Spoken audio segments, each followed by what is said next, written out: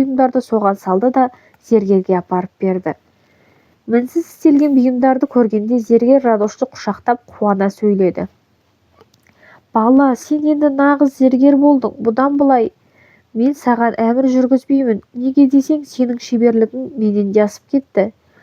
Жұрт жауһар бұйымдарды қызыға көріп жатыр. Бұл бұйымдардың арасында патшаның өрнекті әшекейлі тәжі мен нәзік шынжыр бау, қымбат білезік пен сырғалар бар болатын. Бірінен бір өткен жауһар бұйымдарға қарасаң, көзің тоймайды. Біреулері өрмекшінің тал жібегіндей нәзік болса, енді біреулері табиғаттың өзінен туған сирек кездесетін гүл тәрізді. Сенің осы еңбегіңнің қарымын немен қайтарсам екен, балам, деп сұрады шәкіртіне дән риза болып көңілі тасыған иесі. Маған еш нәрсенің керегі жоқ. Сізден бір ғана өтінішім, осы бұйымдарды патшаға өзім апарып берейін. Зергер сөзге келмей келісе кетті де Радош патша сарайына барды. Бір жігіт ханшаға әшекей бұйымдарын әкеп тұр дегенді естігенде патша оны дереу сарайға кіргіздірді. Радош патшаның алдына келіп тұра қалып, басын иіп ізет көрсетті де оған күмістен ойған қобдиды ұсынды. Патша жалма-жан қобдидың қақпағын ашқанда түсі жылып, қас-қабағы жадырап кетті. Айтшы, жас жігіт, мұны кім істеді, деп сұрады патша жылы шыраймен.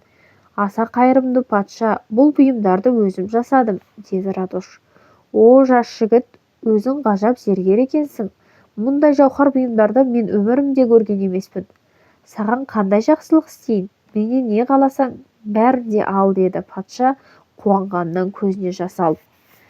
Ханшаны дертіне сауықтырамын деген адамды онымен жүздестіреді дегенді естімедім. Аса мейірімді патша. Өзімнің бағымды сынағым келеді, деді де Радош патша алдына бас иіп тұрып жауап күтті. Құп болады, жас жігіт, мен сені ханшаға жіберейін. Бірақ өзіңді аяп тұрмын. Егер де қызымды сауықтыра алмасаң, қандай жазаға ұшырайтыныңды білесің бе? Білемін, аса қайырымды патша. Егер де ханшаны дертінен сауықтыра алмасам, қылша мойным талша. Патша сарай қызметшісін шақырып алып, Радошты ханшаға жібер, екеуін оңаша қалдыр деп бұйырды да сырттан бақылап тыңдап тұр деп ымдады. Сарай қызметшісі Радошты бастап апарып, әлденеше әсем бөлмелерден өткізіп, іші бейіштей жайнаған кең залға кіргізді. Зал іші толған әдемі гүлдер, алтын мен күмістен жасалған әшекей бұйымдар. Өрнекті терезелерден құйылған күннің алтын сәулесі ақ мәрмәр еденде жалтылдап ойнайды. Түрлі түсті мол перделер залды ортасынан бөліп тұр. Сарай қызметшісі пердені еппен сәл асырып қойды да, ішке кір деп Радошқа ишарат білдірді. Іші әр алуан жасаумен безендірілген шағын жарық бөлмеге кіргенде Радоштың жаны жадырап, көңілі тасыды. Ол енді терезе алдында алтын өрнекті кесте тігіп отырған Лейбена ханшаны көрді. Жігіт келгенде ханшаның айдай сұлу беті бүлк етпей, тіпті Радошқа көз салып қарамады. Қабырғада ілулі тұрған өзінің алтын жиекті суретіндей мелшиген қалпынан айнымады. Радош тесіле қарап, басын иді де қабырғадағы суреттің алдында тұра қалып, жайлап сөйлей бастады. Менің қиын сауалыма жауап бер, әсем сурет. Мүсінші қыздың бейнесін жасады, тігінші оған арнап киім тікті. Сөзі бар адам сөзімен еліктірді. Мына қызға солардың қайсы ие болады? Өзіңе тіл бітірген сөзі бар адамнан басқа оған кім ие болады, деп ханша іле-шала тіл қатты да кестесін тіге берді. Радош ханшаға бас иіп бөлмеден шығып кетті. Күншіл қызметші ханша жігітке сөз қатпады, үнсіз қалпында отырып қалды деп патшаға өтірік айтқандықтан Радош келесі күні сарайда қалуға мәжбүр болды. Патшаның қызметшісі шеберхана иесіне қымбат асыл бұйымдарды құнын әкеп беріп, Радош жуық арада келмейді деген хабарды жеткізгенде, зергер не істерін білмей састы. Ертеңіне Радош тағы да ханшаның бөлмесіне келді. Оның суретінің алдына тұра қалып сөйлей бастады. Менің қиын сауалыма жауап бер, әсем сурет. Бұл сауалыма ешкімде жауап бере алмайды. Мүсінші қыздың бейнесін жасады, тігінші оған киім кигізді. Сөзі бар адам оны сөзімен еліктірді. Үшеуі де қызды алғысы келеді. Қыз сонда қайсына тиеді? Сөзі бар адамға тиеді деп мен саған кеше айттым ғой, деді ханша. Зұлым қызметші бәрін ести тұра ханшаны Радоштан қызғанып, ол үндемеген қалпында қалды да патшаға тағы өтірік айтты.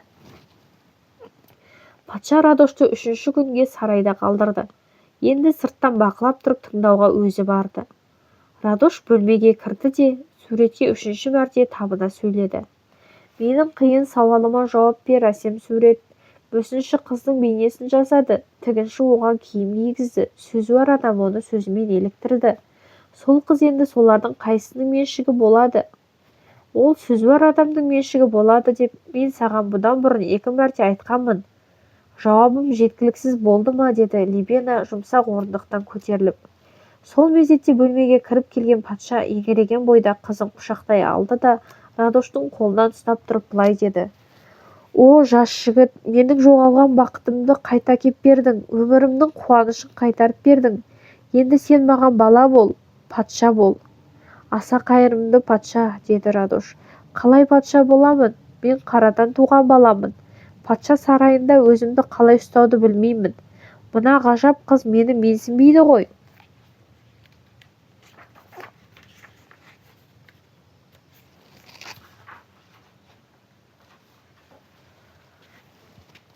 Сен өзіңнің даналығыңмен мені зұлым сиқырдан құтқардың. Маған сенен басқа күйеудің керегі жоқ, деді ханша қолын ұсынды.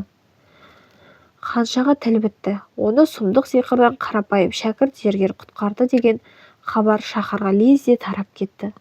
Қарт зергер дереу патша сарайына келіп, өзінің ардақты Радошын құшақтап мәре-сәре болды. Көп ұзамай Радош пен ханшаның үйлену тойы болып, Либена күйеудің өзі жасаған алуан түрлі әсем бұйымдармен безеніп сән түзеді. Патша атанған Радош даналығымен ел басқарып, халықтың алғысы мен мақтауына ие болды.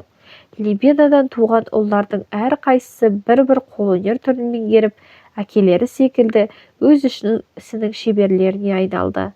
Ал енді олар өздерінің өмір жолдарында даналық пен ақылмен кездесті ме, жоқ па, ол жағы бізге беймәлім.